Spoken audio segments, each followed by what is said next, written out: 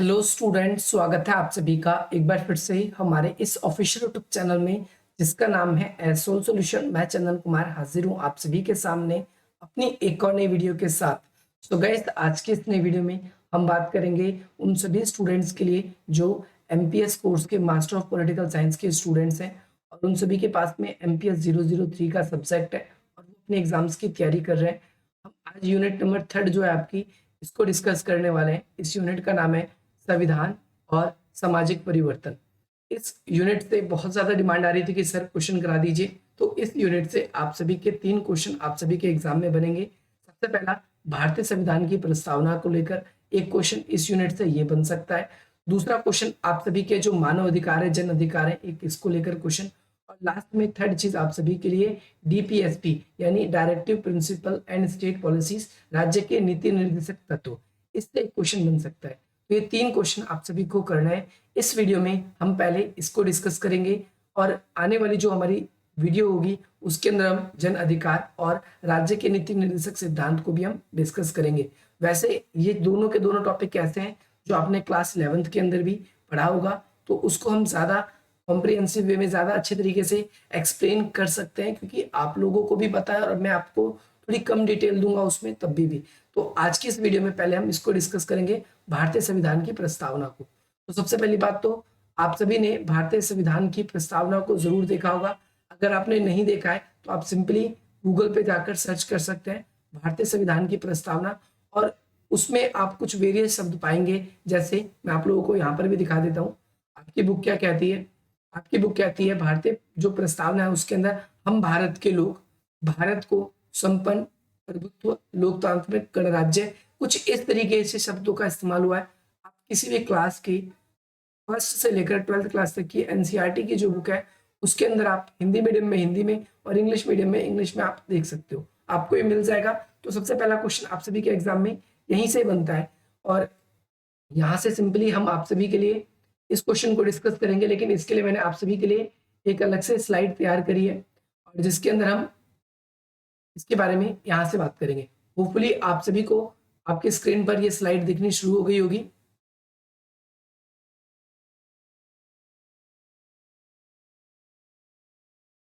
इसलिए ज्यादा देर ना करते हुए आज की अपनी इस वीडियो को हम स्टार्ट करते हैं। सबसे पहली बात, तो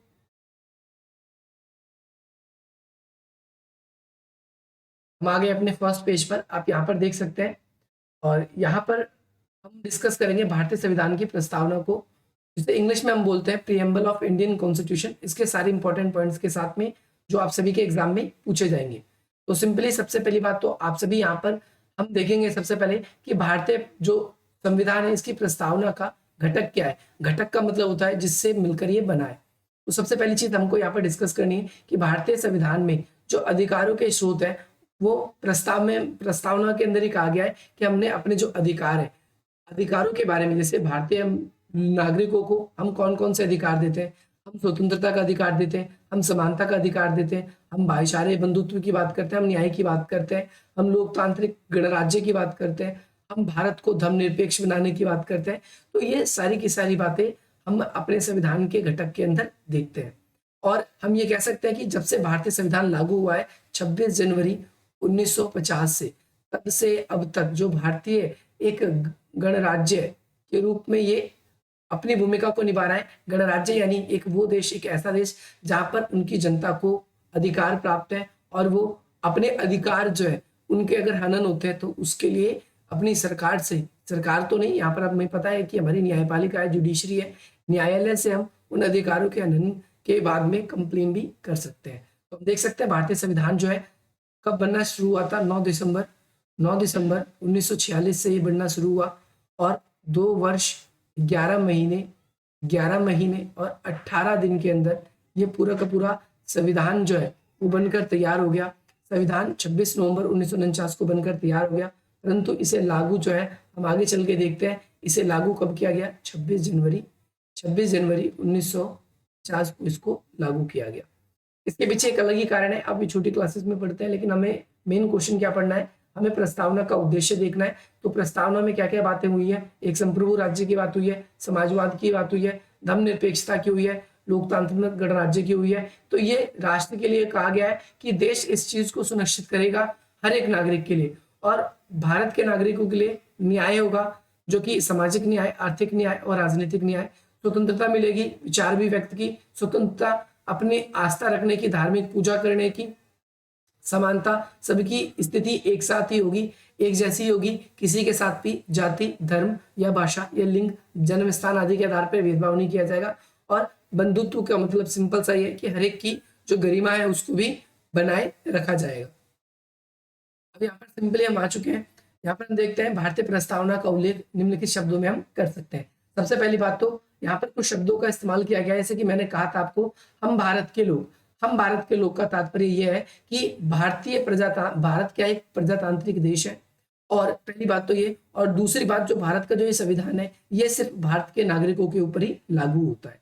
भारत के लोग का मतलब ये है कि जो भारतीय संविधान है ये सभी लोगों के लिए सर्वोच्च है, सबसे ऊपर है, और भारतीय संविधान के तहत जनता को कुछ अधिकार मिले हैं, वह संविधान के आधार पर है। जब तक भारत के अंदर संविधान का आधार रहेगा तब तक भारत के अंदर जनता को, जब तक संविधान रहेगा जब तक जनता को अधिकार मिलेगा। संप्रभुता का मतलब ये होता है कि हमारा देश एक तो खुद भी अपने आत्मनिर्णय लेने के लिए स्वतंत्र है। हम किसी से, जैसे 1947 से पहले हम पे कौन थे, ब्रिटिश हम पे राज करते थे, तो हम उसके उपनिवेश थे, तो वो हमारे सारे के सारे निर्णय लेते थे। परंतु हम संप्रभु है, और प्रत्येक व्यक्ति संप्रभु है, वो अपने आत्मनिर्णय ले सकता है। भारत ना तो किसी अन्य देश पर निर्भर है और ना ही किसी अन्य देश का डोमिनियन है। डोमिनियन का मतलब होता है ना ही हमारे देश का जो भी सर्वोच्च अधिकारी है, हमारे देश का जो सर्वोच्च अधिकारी किसको कहते हैं, तो हम बोलते हैं हमारे देश का सर्वोच्च अधिकारी या प्रथम अधिकारी राष्ट्रपति है। ऐसा नहीं है कि हमारे देश का जो राष्ट्रीय अध्यक्ष है, जिसे राष्ट्रपति को कहते हैं, ये किसी के द्वारा चुना जाता है। इन हमारे ऊपर कोई भी सर्वोच्च ताकत नहीं, हम पूरी तरीके से संप्रभु है, हम बाहर निर्णय लेने के लिए पूरी तरीके से आजाद है। इसके बाद में अगली बात कही गई है समाजवाद की। आप एक बार प्रियम्बल को जरूर देखें, और समाजवाद का वर्णन किया गया है। इसमें कहा गया है कि भारतीय संविधान में एक ऐसी संरचना बनाने की बात है जिसमें उत्पादक के जो संसाधन है उसका नियंत्रण किसी एक खास वर्ग के हाथ में नहीं होगा, बल्कि हर किसी वर्ग के हाथ में ज्यादा से ज्यादा होना चाहिए, ताकि समाज में अमीरी गरीब का भेद ना हो, ज्यादा शोषण ना हो। इस चीज को आप ध्यान रखेंगे। अगली बात, भारतीय संविधान में पंथ निरपेक्षता कही जाए, या फिर आप लोगों के लिए आसान शब्दों में धर्म निरपेक्षता, हालांकि दोनों का मतलब हल्का फुल्का अलग होता है। धर्म निरपेक्षता, इसको हम समझेंगे। तो भारतीय देश कैसा है, धर्मनिरपेक्ष देश है।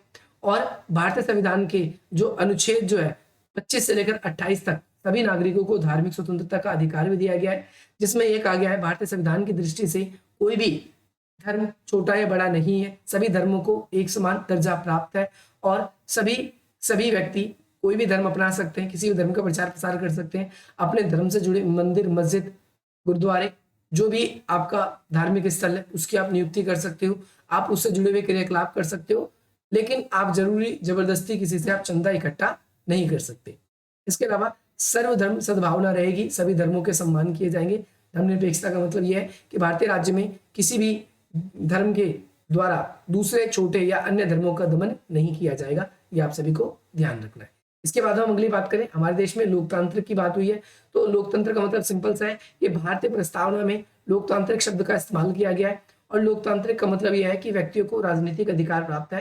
राजनीतिक अधिकार की बात करें तो दो राजनीतिक अधिकार होते हैं, एक वोट डालने का और दूसरा प्रतिनिधि के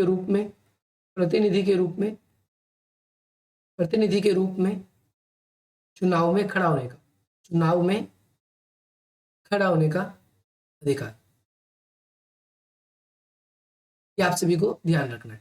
तो ये दो अधिकार आप सभी को मिले हैं, राजनीतिक अधिकार, और सभी लोगों की जो वोट की जो कीमत है इक्वल है। हमने क्या किया है, first part the post system, हमने सर्वाधिक मत के आधार पर जीत की प्रणाली को अपनाया है। इसके अलावा हमने अपनी जो चुनाव व्यवस्था को देखने के लिए चुनाव आयोग, या फिर हम निर्वाचन आयोग कह सकते हैं, इसकी स्थापना करी है। निर्वाचन आयोग जो है वो न्यायपालिका, कार्यपालिका और विधायिका सभी प्रकार के दबाव से मुक्त है, ये ध्यान रखना है आप सभी को। अगला है गणतंत्र। तो भारत क्या है, भारत एक गणतंत्र है, गणतांत्रिक देश है। ध्यान रखना है भारतीय संविधान की प्रस्तावना में गणराज्य शब्द का इस्तेमाल हुआ है, और ये स्टार्टिंग में मैंने आप सभी को बता दिया था। इसके तहत का मतलब ये है कि भाई प्रत्येक जनता को अपने अधिकार, अपने राइट्स प्राप्त हैं, और वो अधिकार और राइट्स तब तक प्राप्त हैं जब तक भारतीय संविधान का अस्तित्व है। और अगर किसी भी व्यक्ति के अधिकारों का हनन होता है तो वो सीधा क्या कर सकता है, न्यायालय जा सकता है, न्यायालय में अपनी अर्जी दे सकता है। इसके अलावा न्याय पाने की बात करें तो न्याय भारतीय संविधान का एक अभिन्न अंग है। भारत ने न्याय स्थापित करने के लिए चार प्रकार के न्यायालय, जिसमें से आप सभी के लिए अधीनस्थ न्यायालय, सबसे निचली कोर्ट अधीनस्थ न्यायालय, इसके बाद में डिस्ट्रिक्ट कोर्ट, जिला न्यायालय, इसके बाद में ऊपर हाई कोर्ट, और इसके ऊपर में सुप्रीम कोर्ट। कौन से कोर्ट? Supreme court. ये देश की सबसे बड़ी न्यायालय है। और न्याय स्थापित हो, सामाजिक रूप से किसी का भेदभाव ना हो, ये बहुत ज्यादा जरूरी है, क्योंकि भारतीय जैसे देश में बहुत ज्यादा विविधता है, और भारतीय देश में बहुत ज्यादा लोगों का अधिकारों का भी दमन हुआ है। अगला है आर्थिक न्याय की बात करें, सामाजिक राजनीतिक, ये तो आपको क्लियर है पहले से ही। और यहाँ पर हम समानता की बात करेंगे डायरेक्टली।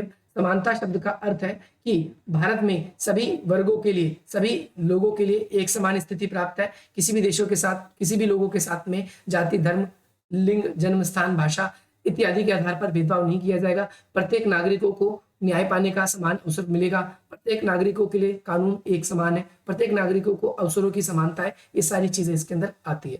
अगला है बंधुत्व की बात। तो हम बात करते हैं इसके अंदर कि भाई प्रत्येक देश के अंदर, मतलब भारतीय देश के अंदर हर एक व्यक्ति के लिए इस बात की सुनिश्चितता की जाएगी कि भाईचारे की भावना रहे। ये नहीं कि कोई किसी से भेदभाव कर रहा है और कोई किसी का दमन करने की कोशिश कर रहा है। पहला व्यक्ति, अब यहाँ पर जो है बंधुत्व की बात है, तो ये मौलिक कर्तव्य में आता है कि हम सब किसी से अच्छा आचरण रखेंगे, अच्छा व्यवहार रखेंगे।